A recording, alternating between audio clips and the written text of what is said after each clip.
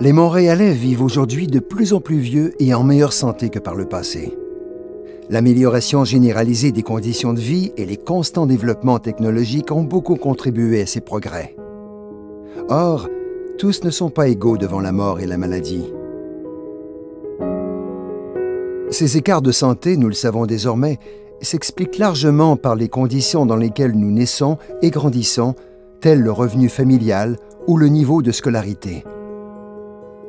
Pour comprendre le phénomène, divisons la population en 5 groupes de même taille. C'est le niveau socio-économique qui distingue ces groupes, chacun composé d'environ 375 000 Montréalais. Comparons maintenant les 2 groupes les plus éloignés sur cette échelle. Le premier groupe, les infortunés, se répartit 6 % des revenus de la population entière. À l'autre extrémité, le groupe des nantis cumule 39 % des revenus de la population montréalaise.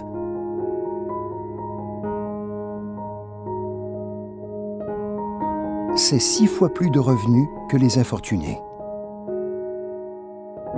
À quoi ressemblent nos 2 groupes? Contrairement aux nantis, chez les infortunés, on retrouve tous les prestataires d'aide sociale, la plupart des travailleurs payés au salaire minimum, plus de femmes que d'hommes, moins d'aînés, plus d'enfants et de personnes appartenant aux minorités visibles.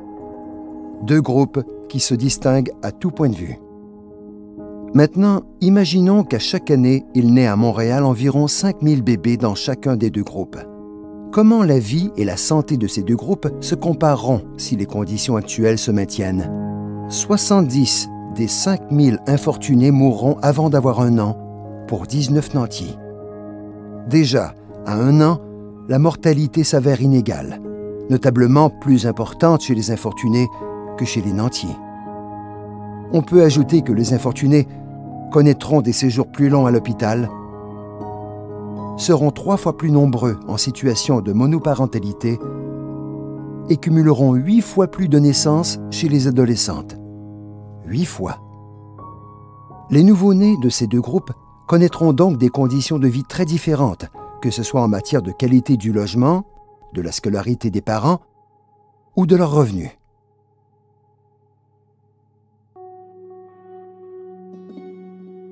Retrouvons ces enfants à l'âge de 6 ans, lorsqu'ils entrent à l'école. D'1 à 5 ans, très peu de décès surviendront dans les 2 groupes. Par ailleurs, les séjours à l'hôpital seront près de 50 % plus nombreux chez les infortunés. À l'entrée à l'école, le tiers des enfants infortunés présentent un retard dans leur développement, pour 1/5 des enfants chez les nantis.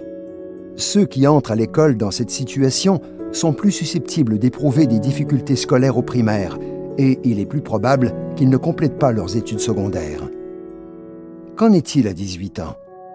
Comme chez les plus jeunes, très peu de décès surviendront de 6 à 17 ans. Les séjours hospitaliers continueront d'être plus fréquents chez les infortunés. Ils se perçoivent également en moins bonne santé. Le nombre de personnes sans diplôme de 5e secondaire seront 2 fois plus grands que chez les nantis. Sans diplôme d'études secondaires, les perspectives d'emploi seront plus sombres, les salaires généralement plus bas et les conditions de travail plus dures. Autant de facteurs qui nuisent à la santé. Faisons un bond dans le temps jusqu'à leur 40e anniversaire. De 18 à 39 ans, le nombre de décès chez les infortunés sera alors 2 fois plus grand que chez les nantis. Le nombre de séjours à l'hôpital des premiers dépassera de 35 % celui des seconds et les infortunés seront plus nombreux à s'estimer en mauvaise santé physique et mentale. Un infortuné sur 6 vivra des épisodes où il manque de nourriture et d'argent pour s'en procurer. Chez les nantis, cette situation sera pratiquement inconnue. Finalement, voyageons jusqu'à ce que les groupes atteignent 75 ans. Entre 40 et 74 ans, la santé des Montréalais, tant physique que mentale, se détériorera plus rapidement. Conséquemment, le nombre de décès et d'hospitalisations s'accroît. Les séjours à l'hôpital s'allongent. L'écart entre les infortunés et les nantis se creuse d'année en année et atteint des proportions considérables. Si les conditions actuelles sont maintenues, à 75 ans, près de 2000 des 5000 infortunés seront morts. Environ 700 de plus que dans le groupe des nantis. Quel est donc le bilan chez les infortunés à 75 ans? Plus de décès, plus d'hospitalisations, plus d'incapacités, une santé générale diminuée et une santé mentale plus fragile. Ainsi, les conditions socio-économiques dans lesquelles naissent et grandissent les Montréalais expliquent en grande partie pourquoi tous ne sont pas égaux face à la mort et à la maladie. Nous l'avons vu, ces conditions s'additionnent avec le temps et rendent les écarts de santé de plus en plus grands au cours de la vie. Heureusement, ce sont là tous des facteurs sur lesquels notre société peut agir dès le plus jeune âge et tout au long du parcours de vie. En ignorant ces inégalités, nous nous privons collectivement d'un potentiel inestimable, et cela humainement, culturellement, scientifiquement ou économiquement.